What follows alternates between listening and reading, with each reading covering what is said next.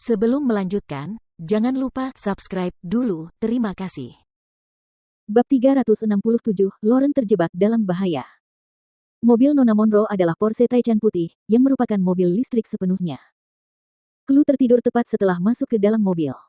Ia hampir tidak bisa menjauh, mungkin karena ia kelelahan setelah 3 jam bermain terus-menerus di toko. Saat mengemudi, Jordan berkata kepada Lauren, "Jika kamu lelah, kamu harus tidur siang. Aku akan membangunkanmu saat kita sampai di rumah." Lauren menggelengkan kepalanya dan berkata, "Tidak, aku tidak mengantuk." Sambil tetap menatap jalan di depannya, Jordan mengingat apa yang terjadi di pagi hari dan berkata, "Kau seharusnya sudah bisa menebak hubungan antara manajer toko, Nona Monroe, dan saudaraku, Jamie, kan?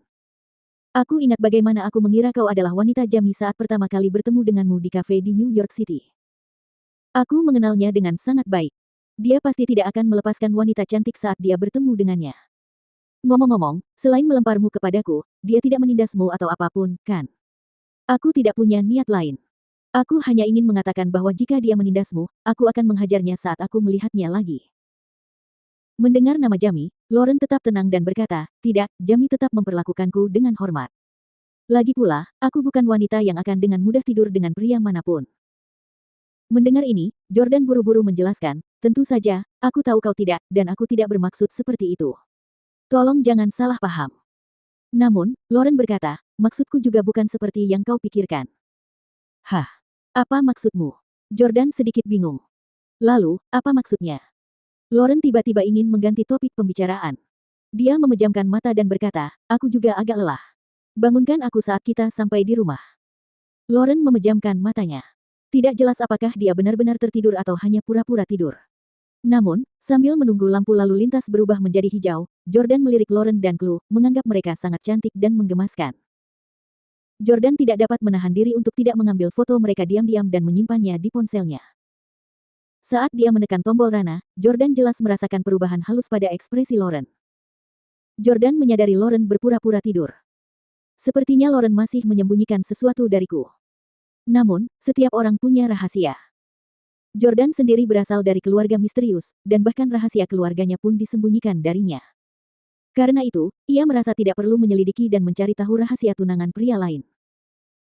Setelah mengantar mereka berdua pulang, Jordan menyiapkan makan siang mewah untuk mereka sebelum mengendarai mobil kembali ke toko mainan untuk mengembalikannya kepada Nona Monroe. Dia lalu naik kereta bawah tanah ke tempat kerja. Tak lama kemudian, pada pukul 11.30 malam, Jordan dan Jay mulai melakukan patroli harian mereka sementara Steve yang mabuk sedang mengobrol dengan mereka. Jordan tiba-tiba mendengar suara Chloe. "Ayah." Mengikuti suara itu, dia berbalik dan melihat Chloe berlari ke arahnya. "Kak."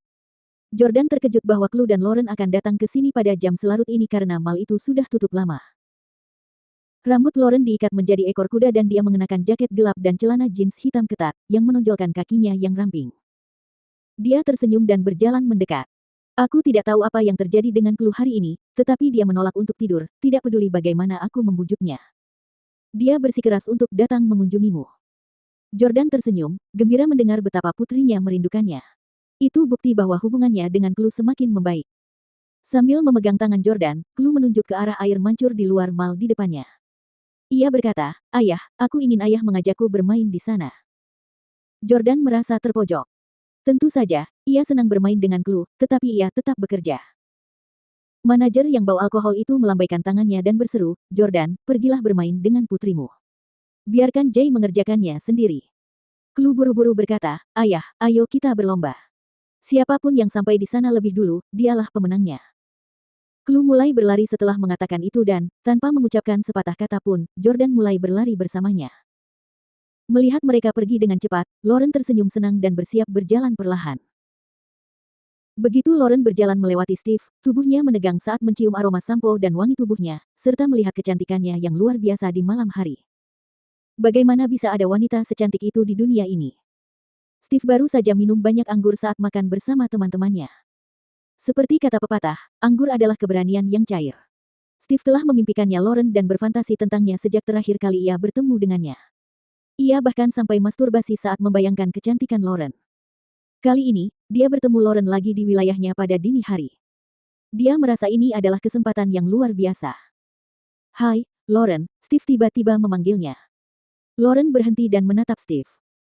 Steve berpura-pura serius dan bertanya, sudah sangat larut. Bagaimana kalian bisa sampai di sini?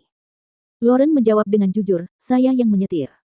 Steve bertanya lagi, di mana kamu memarkir mobilmu? Lauren menunjuk ke tempat parkir di depannya dan berkata, di sana. Steve tiba-tiba berpura-pura bingung dan berkata, hei, kamu tidak boleh memarkir mobilmu di sana. Tim konstruksi akan datang untuk memperbaiki jalan nanti. Mengapa kamu tidak menyetir ke area air mancur?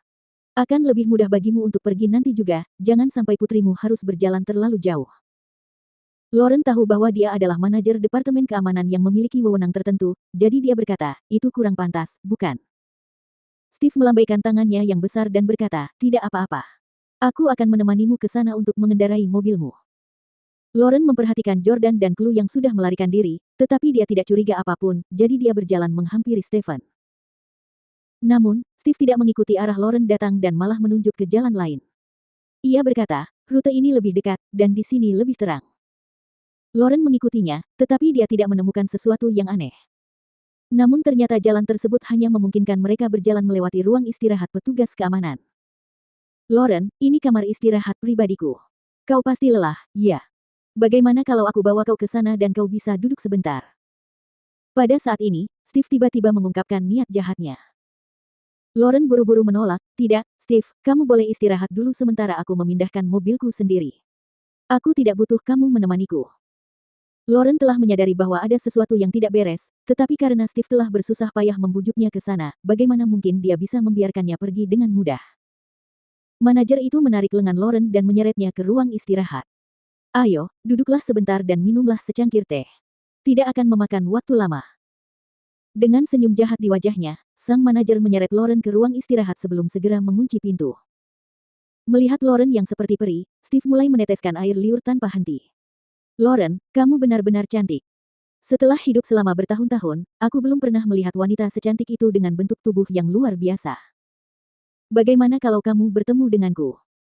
Steve terus berjalan ke arah Lauren sambil berbicara.